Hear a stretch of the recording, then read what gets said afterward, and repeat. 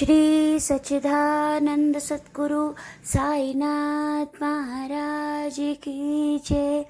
One who is fortunate enough to desire his own well-being, he should be ready to listen with reverence to the narration of Sai's stories.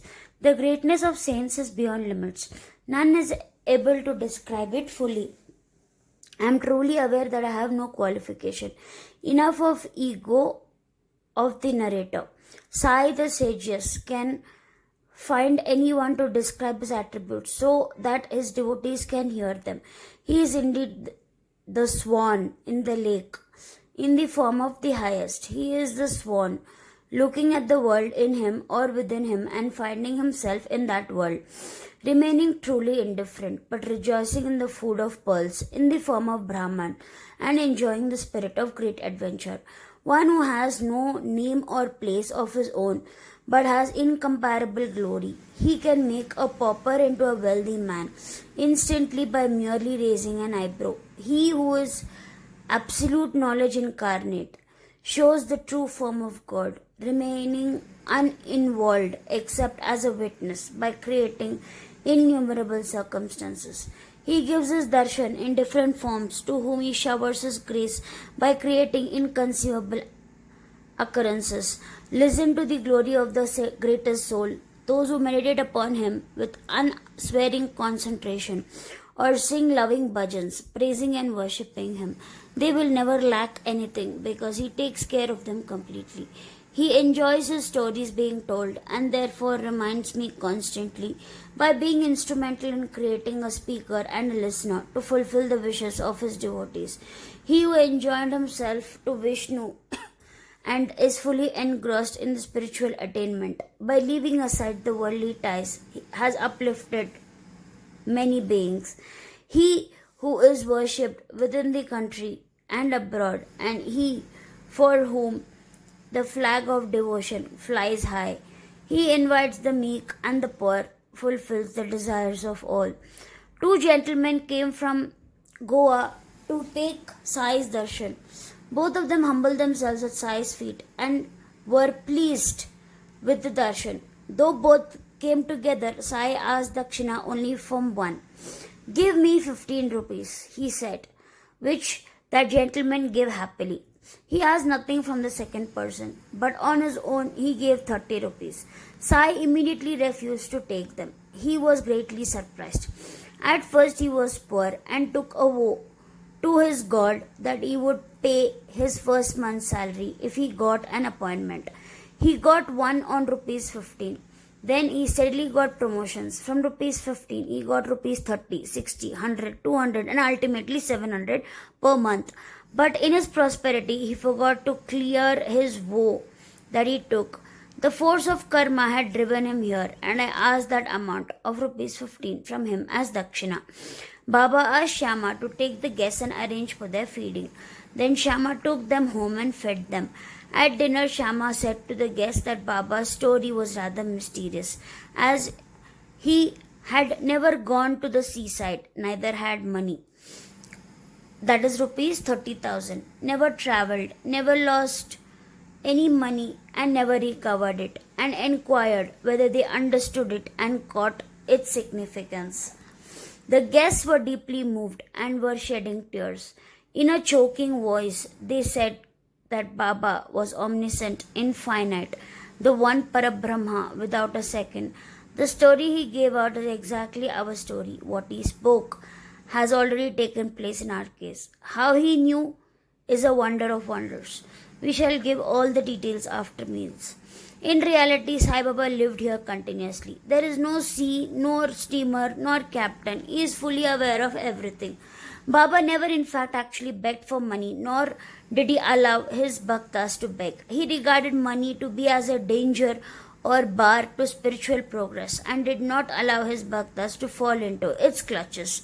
Sai himself distributed to people many times the monies that had come as dakshina, but he did not give a farthing to him who was always in difficulties.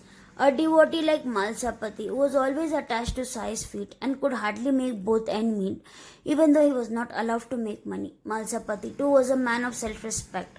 Though Sai was generous, he never extended his hand to ask him for it. Hansraj entreated Sai, but Sai did not touch a farthing and said, "Even my devotees are not lured by money, and you will not find them fall prey to the pomp and show of money." In Kopargaon Taluka, in a village called Shirdi, there lives an Aulia called Sai. Take a vote to him, forswear eating something you relish, and tell him mentally and truly, "I have given up eating this food till I have your darshan." When the fakir said this to me, I immediately foretook eating rice and said, "Baba, till my property is recovered and till I have your darshan, I will not partake it." Barely had a fortnight passed, and I do not know how and what came in the cook's mind, but of his own accord he came and returned all the money and the property. It would have never been possible for him to covet rupees 35 from me, who gave me back my whole wealth only by making a vow to him without any other effort. How much more fortunate are those devotees who have lived with him for many years, humbled at his feet, and served him day and night. Greatly fortunate are all those with whom Sai has played, laughed, sat, talked, worked, eaten, slept, and got angry with also. He had shown such a loving concern for me, who has done nothing for him. Blessed is your state that you are so close to him. It seems that your store of earlier merits has caused this human form and brought this personage to Shirdi. You are infinitely blessed. Sai, the pure and benevolent, is the great Vaishnav. He is truly the sprout of the tree of knowledge, which shines like the sun in the sea of consciousness. Let's hear another story. The wife of Sakram Aurangabad, who lived in Shobalpur city, was anxious about a child and therefore came to Shirdi. Hearing about the inconceivable story of Sai, the holy saint, she came for his holy darshan, bringing along her stepson. Though she had been married for 27 years, she had not conceived. She got exhausted making vows to gods and goddesses. She lost all hope. Thus, this married woman came for Baba's darshan with a purpose. She thus came to Shirdi when she had an idea. She prostrated at Baba's feet. Then Baba went up and took his seat. Shama beckoned to the lady. She came up, bowed, and presented coconut and joss sticks. Baba shook the coconut, which was dry. The kernel within rolled and made a noise. Baba said, "Shama, this is rolling. See what it says." Shama, the woman, prays that the child might be similarly rolling, quivering in her womb. So give her the coconut with your blessings.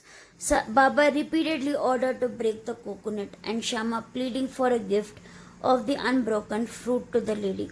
Finally, Baba yielded and said, "She will have an issue." When asked Shama, "In months," was the reply. The coconut was therefore broken into two parts and was eaten by the two. The other was given to the lady. She delivered a son in 1 year's time, and the son was brought to Baba in the 5th month. Both husband and wife prostrated themselves before Baba and was grateful, and the father, Mr. Aurangabadkar, paid a sum of rupees 500, which was spent in constructing a shed for Baba's house. Sham Karna. Sai, the compassionate one, the cloud of mercy, the protector of those who are surrendered to him, to ensure that the words of his devotees came true, fondly fulfilled them. Therefore think of the Sai, remember Sai, and meditate upon Sai. This is Hemad's own refuge, who did not run helter-skelter anywhere. Hemad surrenders to Sai. I encourage all Baba devotees to read the Sai Sat Charitra every day and soak in Baba bliss. Baba bless you. Om Sai Ram.